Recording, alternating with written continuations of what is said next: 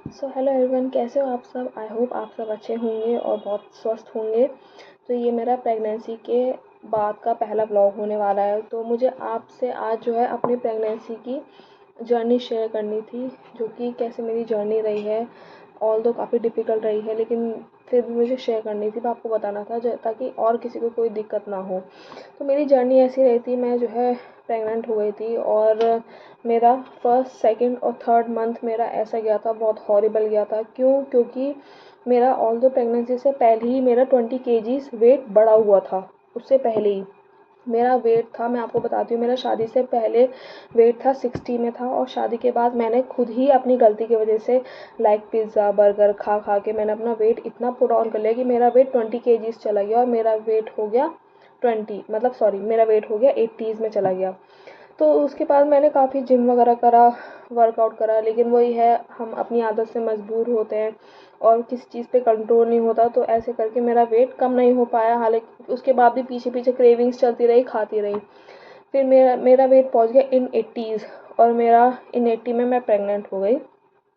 तो उसके बाद मेरा चला डॉक्टर से ट्रीटमेंट, जैसे कि और दो आपको गायनोकोलॉजिस्ट के पास जाना होता है और आपको सब चीज़ उनसे पूछनी होती है कि कैसे और अब क्या जर्नी रहेगी। तो गायनोकोलॉजिस्ट ने हमें कह दिया था कि आपका वेट तो पहले से ही इतना बड़ा हुआ है, 80 में पहुंच गया है, तो बहुत कॉम्प्लिकेशंस होते हैं। तो आपको जो है बहुत ध्यान दे के चलना है, आपको वॉक करनी है daily, half an hour walk करनी है सुबह शाम, और आपको जो है मतलब डाइट फूड खाना खाना है। मतलब यहाँ तक कि डॉक्टर्स ने ये भी कह दिया था, मैंने 3 डॉक्टर चेंज करे थे अपनी प्रेगनेंसी में। उन्होंने कह दिया था कि आप कुछ मत खाओ, सिर्फ लिक्विड पियो। अब ऐसा पॉसिबल नहीं हो सकता, क्योंकि आपके बॉडी के अंदर एक बेबी है, और जब तक आप कुछ नहीं खाओगे तब तक उस बेबी का प्रोग्रेस कैसे होगा, उसकी ग्रोथ अच्छे से कैसे होगी। लेकिन फिर भी मैंने क्या करा, मैंने सोचा, मेरे दिमाग में था नहीं नहीं मुझे करना है डाइट, मुझे वेट भी कम करना है और बेबी का भी ठीक रहना है। लेकिन ऐसा नहीं हो सकता, दो नाव में पाँव नहीं रख सकते हम। तो जो है मैंने 3 महीने तक मैंने और लिक्विड डाइट ली, और मैंने यहाँ तक कि इवन मैंने रोटी भी नहीं खाई। घी घी की तो बहुत दूर की बात है, मैंने रोटी तक छोड़ दी थी। सिर्फ मैंने सब्जी खाई थी, वो भी उबाल उबाल के, जो कि ठीक नहीं था। 3 महीने मैंने ऐसे ऐसे करके निकाले, लेकिन मैं उसमें काफ़ी भूखी और चिड़चिड़ा महसूस करती थी, क्योंकि मुझे कुछ खाने को ही नहीं मिलता था। क्योंकि मैं अब ये खा लो ये खा लो, और ऊपर से सब सब आसपास वाले और प्रेशर करते थे कि नहीं नहीं तुम्हारा वेट बहुत बढ़ गया है, ठीक नहीं है, फलाना नहीं है। तो इन सब सोसाइटी के प्रेशर से ना एक वुमेन और गिर जाती है। तो वो बहुत, मैं बहुत उस टाइम पे बहुत अब कंजस्टेड फील करती थी, और मैंने अपना मन मार के 3 महीने वैसे ही डाइट करी। उसका नतीजा ये निकला था कि जो बेबी था वो 10 दिन पीछे चल रहा था, जो कि उसको अपनी ग्रोथ पे बिल्कुल सही टाइम पे चलना चाहिए था। तो फिर उसके बाद हमने दूसरे अपने मैंने ऐसे करके 3 डॉक्टर बदली, और 5th मंथ में मैंने जो लास्ट अपनी फाइनल डॉक्टर के पास गई थी, वो बहुत अच्छी डॉक्टर है वो। तो उनके पास गई थी और मैंने उनको रेफ़र करा, और वो इतनी अच्छी डॉक्टर, उन्होंने कहा कि बेटा आप सब खाओ, बस आप मीठा मत खाओ और ऑयली फूड मत लो। लेकिन जब तक आप ढंग से पेट भर के नहीं खाओगे तब तक बच्चे की ग्रोथ कैसे होगी। तो मुझे उनकी बात बहुत अच्छी लगी। मैंने अपना ऐसे ही रूटीन चालू रखा, मैंने अपना जो है सब्जी रोटी सब खाई, बिना घी की खाए, ऑयली फूड नहीं खाया, शुगर नहीं खाया, और जितनी भी जो प्रेगनेंसी की क्रेविंग्स होती है मैंने उन सब पे कंट्रोल रखा। हालांकि नहीं करना चाहिए, लेकिन रखना पड़ा, क्या करें, डॉक्टर कह देते हैं। तो ऐसे करके मेरी जर्नी रही। और हाँ, उस जर्नी में काफ़ी दौरान बहुत मुश्किलें हुई, जैसे कि ऑल दो कहते ही हैं कि अगर आपका वेट गेन हो रहा है तो आपका बीपी हाई जाएगा, गैस्ट्रेशनल डायबिटिक्स हो सकती है आपको, जो कि मुझे एक पॉइंट तक आ गई थी रिपोर्ट्स में। और हाँ, बीपी मेरा बिल्कुल शूट अप पे जा रहा था, जो कि ठीक नहीं है। क्यों? क्योंकि अगर आपका बीपी हाई जाएगा तो आपको आपके अम्बिलिकल कॉर्ड जो बेबी में जो अटैच होती है उसमें ब्लड सप्लाई अच्छे से नहीं जाएगी, और बेबी की ग्रोथ अच्छे से नहीं होगी। तो बीपी हाई जा रहा था, उसकी भी टेंशन हो रही थी। और क्या होता है कि ब्लीडिंग के चांसेस भी हो जाते हैं, क्योंकि आपका वेट इतना होता है कि बच्चे को जो है अंदर बहुत फंसा फंसा महसूस होता है, उसको उसको मतलब ग्रोथ होने की जगह ही नहीं मिलती। तो वो भी दिक्कत हो रही थी। और क्या कहते हैं, फिर उसके बाद काफ़ी सारी चीज़ें थी, जैसे कि बच्चा नीचे को खिसकने को भी तैयार हो जाता है।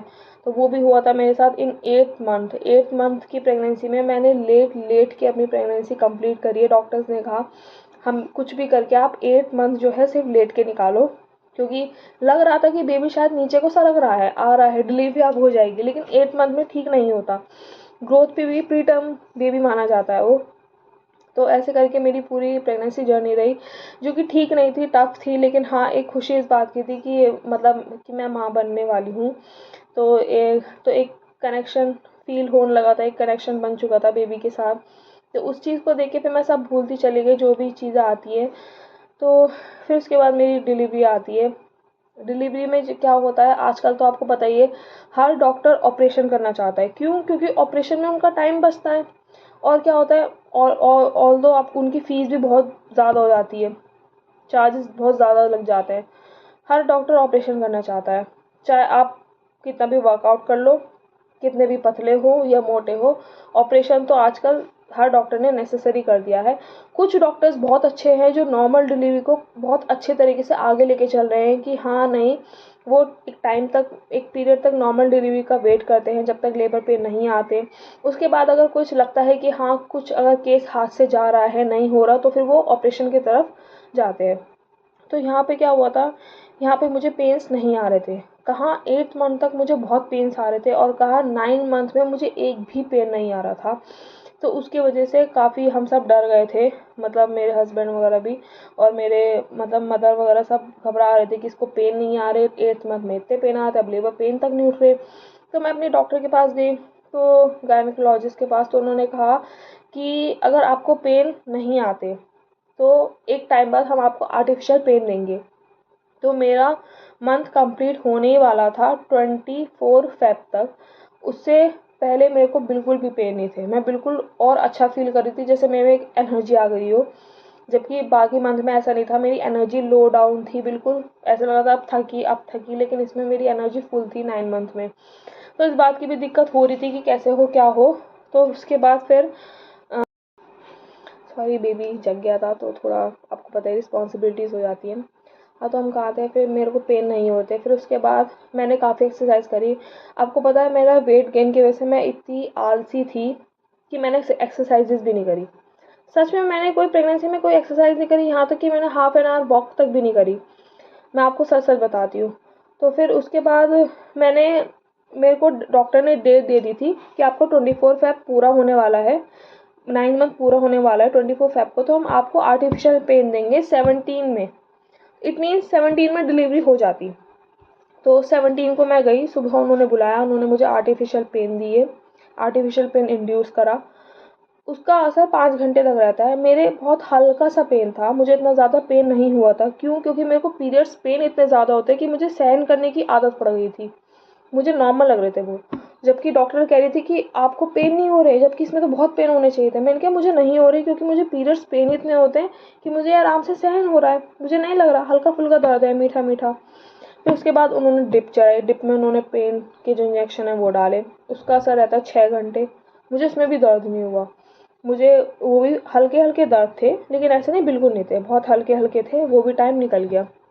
अब ऐसे ऐसे करके मैं पूरे दिन बहुत थक चुकी थी, क्योंकि पूरे दिन में कुछ खाने पीने को मना कर देते हैं। वो कहते हैं आपको पानी भी नहीं पीना, इवन आपको कुछ खाना भी नहीं है। ड्रिप में तो जब आपको ड्रिप चढ़ रही हो तो वैसे ही आपको खाने पीने के लिए मना कर देते हैं। तो मुझे मना कर दिया था, मैंने कुछ नहीं खाया था पूरे दिन। इस चीज़ को मेरे को हो गए थे 12 घंटे। 12 घंटे से मैंने कुछ नहीं खाया, तो ऑब्वियसली मेरी एनर्जी जो है बहुत डाउन हो गई थी, और मैं बहुत थक चुकी थी। मुझे मैंने अपना होप भी खो दिया था कि शायद मेरी नॉर्मल डिलीवरी नहीं होगी। लेकिन मुझे डर इस बात का था कि इस पेन की वजह से बेबी की हार्ट बीट कम नहीं होनी चाहिए, क्योंकि मैंने कई केसेस में सुना है कि बेबी की हार्ट बीट कम हो जाती है तो फिर ऑपरेशन के चांसेस हो जाते हैं। लेकिन मैं सच बताऊँ, मैंने अपनी प्रेगनेंसी में ये नहीं सोचा था कि मेरी नॉर्मल हो या ऑपरेशन हो। मैं चाहती थी बस बेबी हेल्दी हो और अच्छे से डिलीवरी हो जाए, चाहे ऑपरेशन हो नॉर्मल हो। मैंने कोई सी चीज़ का कोई मतलब सोच के ही नहीं चला था। फिर उसके बाद जो है 17 का पूरा दिन चला जाता है, और फिर वो कहते हैं कि आपको पेन आए नहीं, हम आपको 18 को पेन इंड्यूस करेंगे दोबारा सुबह सुबह। अब आपको पता ही है, जब ऐसे दोबारा दर्द दिए जाते हैं तो आपको और घबराहट हो जाती है। आपको लगता है यार जैसे तैसे आज का पूरा दिन निकालो और अब कल भी वही चीज़ होने वाली है। तो मैं और भी लो फील कर रही थी। तो बहुत मैं डिमोटिवेट भी हो गई थी। ऑब्वियसली यार हो जाते हैं, जब नहीं होता तो हर इंसान में डिमोटिवेशन आ ही जाती है कि अब कैसे होगा, पता नहीं, हो जाए, मुझे नहीं लगता हम कर पाएंगे, नहीं कर पाएंगे।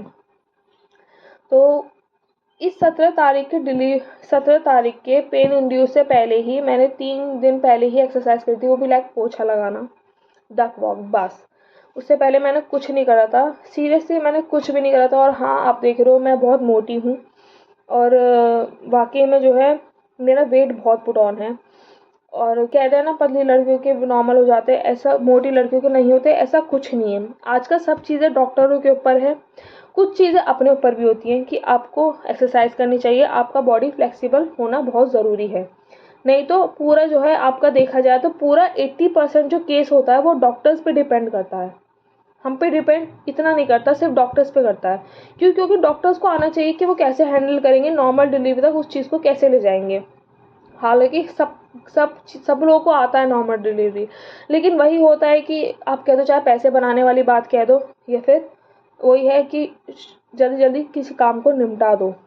तो जो है 18 की सुबह मुझे फिर से पेन दिए गए थे, और वही रहा, ड्रिप चढ़ाई गई, पेन दिए गए, मुझे पेन नहीं हुआ। लास्ट में मेरी गायनोकोलॉजिस्ट आती है और वो मेरे को वाटर वाटर मतलब वाटर ब्रेक करके पानी की थैली फोड़ के चली जाती है।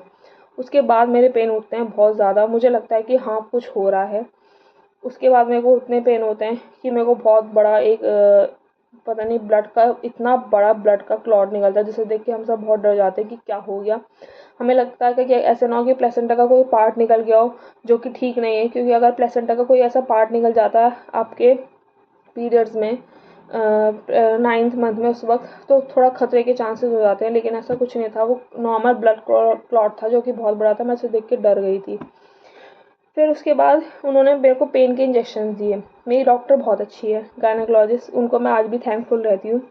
उन्होंने जो है मेरी पूरी फैमिली के साथ प्लान कर रखा था कि करनी तो मुझे नॉर्मल डिलीवरी ही है, आप इसको रोक सकते हो तो आप 4 घंटे तक, 4.5 घंटे तक इसे रोक लो, नहीं तो अदरवाइज़ अगर ये नहीं रुकती, आप नहीं रोक पाते, तो फिर हम इसको ऑपरेशन के लिए ओटी में लेके चले जाएंगे। तो मेरे फैमिली ने, सब ने जो है इंजेक्शंस लगाए। उसके बाद मेरे को उठे ज़बरदस्त लेबर पेन, जो कि मुझे ऐसा फील होता है जैसे कि मैं जा रही हूँ डेथ की तरफ, मैं मरने वाली हूँ। बहुत पेन हुए थे, मुझे नहीं पता था लेबर पेन इतने ज़्यादा होते हैं। फिर उसके बाद मुझे लेके मेरे फैमिली ने जो है वो अपना, मतलब वो मेरे को किसी ना किसी बात में लगाते रहे कि ओटी वाला आने वाला है। मैं अपना हार मान गई थी, मैंने कह दिया था मुझे नहीं पता, मेरा ऑपरेशन कर दो, मुझसे दर्द सहन नहीं हो रहे, नहीं हो रहे।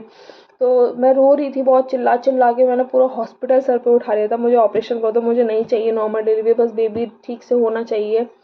लेकिन दर्द भी सहन नहीं हो रहे थे। तो सब मेरे हस्बैंड ने, मेरी फैमिली सब जो है बातों में उलझा रहे थे कि अभी ऑपरेशन होने वाला है, और क्या कहते हैं, चीज़ें स्टेरलाइज हो रही हैं ऑपरेशन थिएटर में, और एनेस्थीसिया वाला चल चुका है, ये है वो है, ऐसे ऐसे करके मेरे 4 घंटे, 4.5 घंटे पूरे करवाए। उसके बाद मेरी डॉक्टर आती है, वो चेक करती है, वो कहती है कि चलिए हम आपको जो है ओटी में लेके चलते हैं ऑपरेशन के लिए।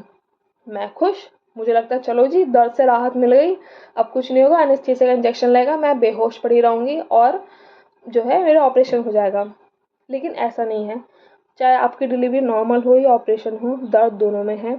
और सैल्यूट दोनों को है कि एक में माँ का पेट कटता है ऑपरेशन में, और एक नॉर्मल डिलीवरी में पूरी हड्डियाँ टूटने की जो एक सहनता होती है, एक दर्द होता है, इतनी सारी हड्डियों का टूटना, वो सब झेलती है। तो सैल्यूट दोनों दोनों माँओं को है, जो ऑपरेशन हुआ उनका भी, जिनकी नॉर्मल डिलीवरी हुई उनका भी। तो ऐसा नहीं करना चाहिए कि किसी में भेदभाव नहीं, दोनों में ही माँ बनने का एक अलग ही एक्सपीरियंस है, और बहुत ही टफ एक्सपीरियंस और जर्नी है। तो मेरी डॉक्टर मुझे ओटी में लेके जाती है, वहाँ पे उनका नॉर्मल डिलीवरी का बेड होता है, और मैं वहाँ जाके शॉक हो जाती हूँ। वो कहती हैं कि चलो तैयार हो जाओ। मैंने कहा अरे आप ऐसे क्यों कर रहे हो, मैं तो ऑपरेशन होने वाला था, आप ऐसे पेशेंट के साथ खिलवाड़ नहीं कर सकते, पेशेंट जब ऑपरेशन कह रहा है तो आप मेरा ऑपरेशन करो, नॉर्मल नहीं चाहिए। मैं वहाँ लड़ने लग गई। तो मेरी गायनोकोलॉजिस्ट इतनी अच्छी थी, इतनी फ्रेंड फॉरएवर थी, वो मेरे को बातों में उलझाए रखी। वो कहने लगी बस मैं तेरी 10 मिनट में मैं तेरी नॉर्मल डिलीवरी करा दूँगी, 3 पुश में। मैंने कहा ठीक है। ऑल्दो मेरा जो है सर्विक्स 4.5 घंटे की लेबर पेन में 6 सेंटीमीटर खुल चुका था। तो बाकी के बचे 4 सेंटीमीटर, क्योंकि 10 सेंटीमीटर में डाइल्यूशन सर्विक्स ओपन होने में आपका नॉर्मल डिलीवरी में बेबी बाहर आ जाता है। तो मेरा 6 सेंटीमीटर हुआ था, बचे हुए थे 4 सेंटीमीटर। तो वो 4 सेंटीमीटर में मैंने जो है यूट्यूब से चैनल से मैंने ब्रीथिंग टेक्निक सीखी थी कि प्रेगनेंट नॉर्मल डिलीवरी में आपको कैसे ब्रीथिंग टेक्निक्स आनी चाहिए जब आप पेन इंड्यूस करते हो। तो मैंने वही चीज़ अपनाई, मैंने वही ब्रीथिंग टेक्निक सीखी और मेरा 3 पुश में बाय गॉड ग्रेस बेबी बाहर आ गया था, नॉर्मल डिलीवरी से हो गया था। तो ये थी मेरी नॉर्मल डिलीवरी की जर्नी, मेरी पूरी प्रेगनेंसी की जर्नी, जो कि मैं आप सबसे शेयर करना चाहती थी। और तो बस मैं यही कहना चाहूँगी कि पॉजिटिव होना बहुत ज़रूरी है। हालांकि मैं बहुत नेगेटिव हो गई थी, लेकिन सारा जो केस होता है ना, 70-80% सब डॉक्टर पे डिपेंड करता है कि वो ऑपरेशन करेंगे नॉर्मल करेंगे। तो ये सब मिथ है कि आप ये खा लो नॉर्मल हो जाएगी, आप ये कर लो नॉर्मल हो जाएगी, इससे बच जाओगे उससे बच जाओगे, ऐसा कुछ नहीं है। डॉक्टर्स पे डिपेंड करता है, और हाँ, भगवान पे भी डिपेंड करता है। आपको भगवान पे विश्वास होना भी बहुत ज़रूरी है। अगर आप विश्वास करते हो सब अच्छा होगा तो सब अच्छा ही होगा। पूरी प्रेगनेंसी में मेरे साथ बहुत कॉम्प्लिकेशन रहे, डिलीवरी में भी बहुत कॉम्प्लिकेशन रहे, लेकिन मैंने अपने भगवान पे, अपने गॉड पे विश्वास नहीं छोड़ा। मुझे ये था, उन पे विश्वास था कि चाहे ऑपरेशन हो या नॉर्मल हो, मेरे साथ वो कुछ गलत नहीं होने देंगे, कुछ गलत नहीं होगा, सब अच्छे से हो जाएगा, बेबी अच्छे से डिलीवर हो जाएगा, कुछ कॉम्प्लिकेशन नहीं आएगी, जो कि मुझे डॉक्टर्स ने कह के डरा रखा था। तो मुझे उस चीज़ का उन पे विश्वास था और वही हुआ। तो यही कहना चाहूँगी कि पॉजिटिव होना बहुत ज़रूरी है, अपने डॉक्टर्स पे विश्वास करना बहुत ज़रूरी है, और अपने डॉक्टर पे आपको एक अच्छा कम्युनिकेशन बनाना बहुत ज़रूरी है। जब तक आप अच्छा कम्युनिकेशन, आपका कनेक्शन नहीं होगा, जब तक आपकी परेशानियों का हल नहीं होगा। तो ये थी मेरी normal delivery journey, pregnancy journey, जो मैंने आपके साथ शेयर करी। सो आई होप आपको ये वीडियो अच्छी लगी हो और थोड़ा सीखने को मिला हो। मैंने कोशिश करी कि मैं सबको एक मैसेज दूँ, बताऊँ। आई होप आप सब तक पहुँचाऊँ। So thank you for watching this video. और आज के लिए बस इतना ही। Bye, take care.